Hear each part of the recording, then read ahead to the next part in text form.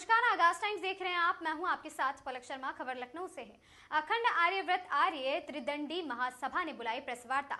Love जिहाद और साथ ही लैंड जिहाद के मामलों में न्याय की मांग। ऋषि कुमार, आपको बता दें कि अखंड आर्यव्रत आर्य त्रिदंडी महासभा द्वारा एक विशेष प्रेस वार्ता का आयोजन किया गया। इस प्रेस वार्ता का मुख्य उद्देश्य लव जिहाद और लैंड जिहाद के मामलों से पीड़ित लोगों को न्याय दिलाना और इन विषयों पर संगठन की आगामी रणनीति को सामने रखना था। महासभा के राष्ट्रीय अध्यक्ष ऋषि कुमार त्रिवेदी ने नेतृत्व में आयोजित इस कार्यक्रम में संगठन के कई प्रमुख पदाधिकारी मौजूद रहे और न्याय दिलाने का संकल्प लिया गया। संगठन ने स्पष्ट किया है कि समाज में बढ़ रहे लव जिहाद और साथ ही लैंड जिहाद के मामलों में पीड़ितों को कानूनी और सामाजिक स्तर पर न्याय दिलाना उनकी एक सर्वोच्च प्राथमिकता है। राजधानी लखनऊ से एक ऐसा मामला सामने आया है जो कि एक बहुत बड़ी घटना को अंजाम देने वाला। इसी के विषय पे हमारे साथ प्रेस वार्ता कर रहे हैं आज ऋषि त्रिवेदी जी। इन्होंने बहुत बड़ा खुलासा किया, ये इनसे बात करेंगे क्या था पूरा मामला। जी बहुत बहुत स्वागत है हमारा चैनल। धन्यवाद। ऐसा है कि एक गोमती नगर थाना अंतर्गत एक परिवार रहता था, त्रिपाठी का परिवार है। उसके साथ इतनी दुखद घटना घटी है। एक मोनी ससन है जो कि शिल्पी, उनकी मतलब एक बेटी है त्रिपाठी परिवार में, वो कॉलेज में पढ़ती थी और मोनी ससन की बहन एक ही कॉलेज में दोनों पढ़ते थे। दोनों की आपस में दोस्ती होती है। फिर ये शिल्पी त्रिपाठी जो है वो अपने मतलब मोनी ससन को मिलवाती है अपनी बहन से, शिल्पी को, और फिर उनका दोनों का एक प्रेम संपर्क शुरू होता है। उसके बाद फिर वो 2 साल के अंदर भाग जाती है। उसके साथ भाग जाती है? मैं मौनी ससन के साथ वो भाग जाती है। भागने के बाद फिर वो 1 से 1.5 साल 2 साल तक तो इधर उधर रहती है। फिर धीरे धीरे घर की आवाजाही शुरू होती है। उसी बीच इनके जो शिल्पी त्रिपाठी के पिताजी हैं वो बीमार होते हैं। उस समय पूरा परिवार एक हो जाता है, इनका भी आना जाना शुरू हो जाता है। तो और उस समय वो इलाज के बहाने उनको अस्पताल भर्ती कराया जाता है और इस अस्पताल में ही दूसरे दिन उनकी मौत हो जाती है। उनके पिताजी की अस्पताल में दूसरे दिन मौत हो जाती है। उसके 6 महीने के अंदर जो उनका बेटा था, इनका शिल्पी का मतलब भाई जो था, उसकी भी मौत इलाज के ही दौरान अस्पताल में होती है। और उसके लगभग 1 साल के अंदर विशाल त्रिपाठी जो उनका दूसरा बेटा था, उसकी भी मौत अस्पताल में ही होती है। मतलब बात करें तो तड़ातड़ 3 मौतें हो गई। 1 से 1.5 साल के अंदर 3 मौतें होती हैं। और जो कि हजरतगंज के अंदर चाणक्य एडवर्टाइजिंग एक इतनी बड़ी कंपनी है, उसको वो लोग चलाते थे। पूर्व में कोई उनका ऐसा इतिहास, ऐसा ग्राउंड नहीं है जिसमें वो इतने बीमार रहते हों या कितना बड़ी कोई उनको बहुत बड़ी बीमारी हो। ये भाई लोग खत्म हुए, उनकी क्या उम्र रही? उनकी उम्र मुश्किल से 30 से 32 साल के लगभग। क्या कोई बीमारी से ग्रसित थे? कोई बीमारी नहीं थी, सब कुशल थे। जैसे एक छोटी मोटी बीमारी होती है, आदमी को बुखार आया, जुकाम आया, किसी प्रकार का पीलिया हुआ है, कुछ हुआ, ले जाकर के अस्पताल एडमिट कराया और वो 24 से 48 घंटे के अंदर समाप्त हो गया। ये इतनी बड़ी कौन सी बीमारी थी? और उसकी जांच होनी चाहिए। तो ये चीजें हैं। और वो इतनी बड़ी चाणक्य कंपनी है। आज सोचिए, दोनों विधवाएं यहाँ पे बैठी हमारे सामने, उनका जो है एक संपत्ति नहीं बची। 19वें दिन जब मनीष त्रिपाठी की मृत्यु होती है अस्पताल में, उसके 19वें दिन निहारिका त्रिपाठी से, उनकी मनीष त्रिपाठी की पत्नी से पूरी डीड, पूरी प्रॉपर्टी, घर, मकान, प्लाट जो भी था, कंपनी जो भी था, पूरी चीज जो है गिफ्ट करा ली जाती है। गिफ्ट के तौर पे, मतलब आपका कहना है गिफ्ट के तौर पे पूरी प्रॉपर्टी हड़प? पूरी प्रॉपर्टी शिल्पी त्रिपाठी जो कि निहारिका त्रिपाठी की ननद हैं और मोनिस हसन की पत्नी हैं, उसके नाम गिफ्ट हो जाती है और उनकी माँ के नाम कुछ संपत्ति गिफ्ट होती है। तो ऐसे करके पूरी संपत्ति गिफ्ट करा ली गई। आज इनके पास घर सर छिपाने की जगह नहीं है। तो कहने का मतलब है कहीं ना कहीं ये बहुत लंबी साजिश रची गई। साजिश है, पूरा चक्रव्यूह है, पूरी एक षड्यंत्र रचा गया है। षड्यंत्र के तहत पूरे विद प्लान ये प्लानिंग की गई है। ये छोटा मोटा प्लान नहीं है। इसमें 1-2 लोग नहीं है, पूरे के पूरे इसमें कई लोग हैं जो मुस्लिम संप्रदाय से हैं, वो पूरे इसमें शामिल हैं। हालांकि बात करें उत्तर प्रदेश के मुख्यमंत्री योगी आदित्यनाथ जी की, तो वो कहीं ना कहीं लव जिहाद को लेकर बड़े स्ट्रिक्टनेस है, लेकिन उसके बावजूद भी इतनी बड़ी घटना अभी राजधानी लखनऊ में होती है। तो ये आज की कोई नई घटना नहीं है। अभी 2 दिन पहले, 3 से 4 दिन पहले हमारे प्रदेश कार्यकारी अध्यक्ष हैं गौरव गोस्वामी जी, इन्होंने 2 बेटियों को न्याय दिलाया। यहीं पे जो है लव जिहाद का शिकार हुई थी, उनको भी उठाया और शासन प्रशासन से FIR दर्ज करा करके पुलिस प्रशासन में उनकी भी विवेचना जारी है। तो ये कोई एक काम नहीं है, आए दिन का। मैं तो ये सोच रहा हूँ कि हम लोग इतना जागरूक अभियान चला रहे हैं, सब कुछ कर रहे हैं, लेकिन हिंदू बहन बेटियों को हो क्या गया है? उनको कोई हिंदू लड़का दिखता ही नहीं है, केवल मुसलमान ही लड़के उनके पास आते हैं। तो इसकी शिकायत आपने कहीं उस अधिकारी से करी या DM को ज्ञापन दिया इस मामले? नहीं, अभी ज्ञापन वगैरह नहीं दिया है। अभी DCP साहब जो पश्चिमी हैं यहाँ के, उनको जो है पत्र दिया गया FIR दर्ज करने का। इसके पहले कई भी पत्र और दिए जा चुके हैं, महिला आयोग को भी दिए गए हैं। इनको घर से बाहर निकाल दिया गया था, महिला आयोग को पत्र दिया गया तो उसने इंटरफेयर करके कैसो न कैसो इनको घर में फिर से घुसेरा है। घर में रहने की अनुमति इनको मिली है, नहीं तो गिफ्ट कर दिए थे। इन लोगों को तो बाहर निकाल दिए थे, तो कहीं नहीं थे, लेकिन किसी न किसी तरह से हम लोग दबाव बना करके कह सुन के इनको उस घर में रहने की अनुमति मिली है। अभी कितने रुपए की प्रॉपर्टी होगी? अरे कईयों करोड़ की है।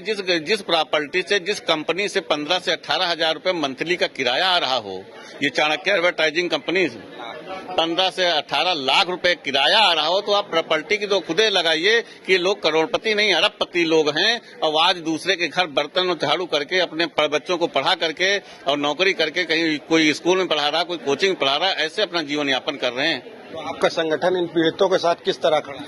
हमारे साथ आज से लगभग 15 से 20 दिन पहले लोग हमारे कार्यालय आए थे, अपनी पूरी चीजें बताई। हमारे विधिक प्रकोष्ठ के गोपाल कृष्ण जी जिला अध्यक्ष थे, इनके संपर्क में आई और इन्होंने हमारे पास लेकर के आए, और इसमें पूरी चीजें हैं। अब इनको जहां तक हो सकेगा पूरा संगठन इनके साथ लगा है, और इनको इनके न्याय तक पहुंचाने का काम संगठन करेगा। क्या समस्या है?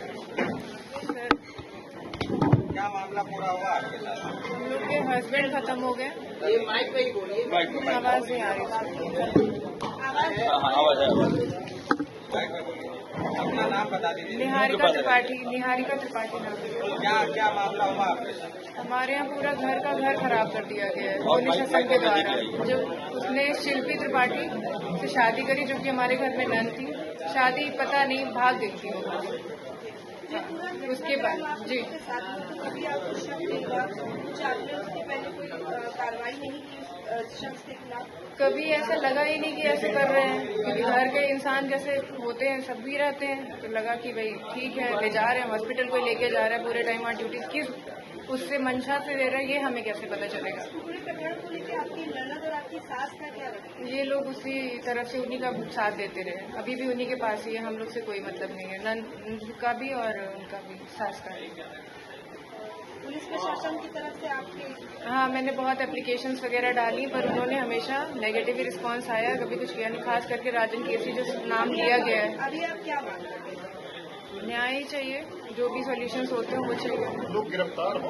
हाँ, FIR दर्ज है, बल्कि गिरफ्तार नहीं हो रहे हैं।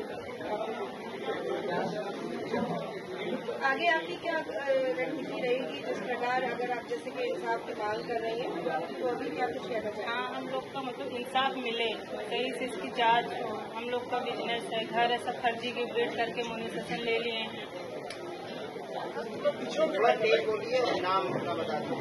नाम प्रीति त्रिपाठी। वैसे का भी हम लोग के पास कोई वो नहीं है। प्रीति त्रिपाठी।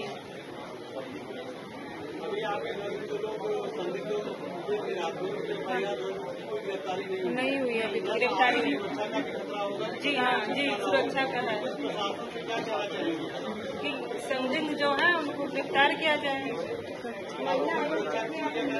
जी हाँ, सुरक्षा भी गए थे, महिला आयोग भी गए थे। हाँ भी है दर्ज जी। सुनने में आया कोई STF वाले भी हैं, उसका नाम अक्सर वो लेते रहे हैं कि हमारे STF वाले तुम लोग को वो करवा देंगे, एनकाउंटर करवा देंगे। मतलब धमकियां हम लोग को वैसे भी वो देते रहे हमेशा, पर होता नहीं अंदर से, क्योंकि कुछ हमारे पर्सनल वीडियोस वगैरह भी उनके पास रहे हैं। मोबाइल वगैरह छीन लिया, बच्ची को बंधक बना लिया, पैसे सारे छीन लिए, हर जगह पैसे भी तो, फीस भी तो लगती है। जब वही नहीं रख रहे हैं हमारे पास तो हम कहते हैं। ऑफिस हमारा पूरा कब्जाया हुआ है उन्होंने। पर्चे देते बताइए क्या पूरा मामला है? सर, निहारिका त्रिपाठी नाम है, 2/205 में रहते हैं। जब से हम लोग के घर में एक भी मतलब कहते हैं ना जेंट्री खत्म हुई है, तब से मोनिश हसन का हमारे घर में पहले तो इनको घुसने नहीं दिया जाता था, इनको घुसने दिया नहीं जाता था। हम ही ने सोचा कि भाई नंद है, होता नहीं इकलौती बहन है भाई, थोड़ा बहुत तो हमने ही थोड़ा सा इनको सपोर्ट किया कि भाई आए जाएं अपना, बहन है 2 भाई हैं। लेकिन जब से इन्होंने आना जाना शुरू किया हमारे यहाँ ऐसे शुरू हो गया। पिताजी खत्म हुए, फिर जेठ जी खत्म हुए, हमारी ये भी खत्म हो गए दिसंबर 25 में। उसके बाद से मोनिश हसन हमारे घर में ही रहने लगे, हमें निकाल दिया पर खुद उसी में रहने लगे। थाने में जब एप्लीकेशन वगैरह दी तो ये हुआ कि राजन केसरी, हम तो जानते नहीं थे वो पहले ऐसे हैं, हमने कईयों एप्लीकेशनें दी, उन्होंने सिविल का मामला कर करके आख्या लगा के रिपोर्टें लगा के नेगेटिव हम लोग के खिलाफ, ऊपर से ये मुकदमा लगवा देंगे, वो करवा देंगे, घर खाली करवाएंगे, ये सब धमकियां उल्टी सीधी। तो डर भी बना रहता था क्योंकि हम लोग तो बच्चियों के साथ रहते हैं घर में। 2/205 विराम खंड गोमती नगर। और वो घर भी गिफ्ट डीड करा रखा है। आपकी मुलाकात हुई कैसे? हमारी कोई मुलाकात नहीं है उनसे। वो जो नंद हैं उनके हस्बैंड है, तो पारिवारिक मान लिया जाता है ना, नंदोई पारिवारिक हो जाते हैं, उस हिसाब से वो उनका आना जाता है। अब जितनी हम लोग की प्रॉपर्टी है सब गिफ्ट डीड करा रखी है साथ। सर आप प्रेस कॉन्फ्रेंस कर रहे हैं, क्या पूरा मामला है? ये मामला गोमती नगर थाने से संबंधित है। इन 2 महिलाएं बैठी हैं, इनके साथ बहुत ही बड़ा अत्याचार हुआ है। इनके पूरे परिवार में इनके ससुर को, इनके दोनों पतियों को एक चक्रव्यूह, एक षड्यंत्र रच करके उनको तीनों लोगों को जो है रास्ते से हटाया गया, उनको खत्म किया गया। अब उसके बाद मोनिश हसन नाम का एक युवक है जिसने शिल्पी त्रिपाठी से शादी की, जबकि शिल्पी त्रिपाठी और मोनिश हसन की बहन दोनों एक ही कॉलेज में पढ़ती थी। वहां से उसकी दोस्ती कराई भाई से और फिर उसकी शादी कराया, जबकि स्पेशल मैरिज एक्ट के तहत कोई शादी नहीं हो सकती जब तक कि डीएम मतलब वो ऑर्डर न करे, जब तक डीएम उसको पास न करे कोई शादी नहीं हो सकती। फर्जी की शादी हुई, उसके बाद वो लड़की और उसकी माँ दोनों उसी के घर में, आज भी मोनिश हसन के घर में हैं, और इनकी पूरी प्रॉपर्टी अपनी ननद और अपनी माँ के नाम गिफ्ट करवा ली गई। आप सोचिए, जिसका पति खत्म हो गया हो उसके 19वें दिन पूरी प्रॉपर्टी जो है अपनी सास के नाम, अपनी ननद के नाम गिफ्ट कर रही है। ऐसी क्या मजबूरी थी, क्यों गिफ्ट कर रही? यही सोचने वाली बात है कि यदि हम अपने जिस घर में रह रहे हैं वो गिफ्ट हम दूसरे को दे देंगे, अपनी ननद को दे देंगे या सास को दे देंगे, तो हमारे बच्चे, हमारा परिवार कहाँ जाएगा? तो ये बहुत जांच का विषय है, क्योंकि बहुत बड़ी घटना इनके साथ घटी है, उसका कोई उत्तर नहीं है। तो अभी तक इस तरीके का आश्वासन मिला है कोई शासन प्रशासन द्वारा? अभी कोई आश्वासन नहीं मिला है। कई पत्र महिला आयोग को भी जा चुके हैं, कई जगह गए हैं, अभी तक कोई कार्रवाई नहीं हुई। कल पश्चिमी डीसीपी को भी एक पत्र भेजा गया है FIR दर्ज करने के लिए। अब मैं देखता हूं कि क्या होती है, उस पर कार्रवाई होती है, और नहीं यदि कोई कार्रवाई होती है तो फिर रोड का रास्ता तय होगा, संघर्ष और आंदोलन का रास्ता तय होगा। अभी तक नहीं, अभी थाना के सचिव से भी मेरी बात हुई है, वहाँ के CP से भी बात हुई है, लेकिन उससे ऊपर भी बात नहीं हुई है। इन्होंने कहा कि हमारा संगठन इन पीड़ितों को न्याय दिलाने का काम करेगा और जहां तक इनके लिए लड़ाई लड़नी होगी पूरी लड़ाई हमारा संगठन अपने बल पे लड़ेगा। आप देख रहे थे आगाज टाइम, वीडियो जर्नलिस्ट समिति के साथ मैं दानिश खान, आगाज टाइम।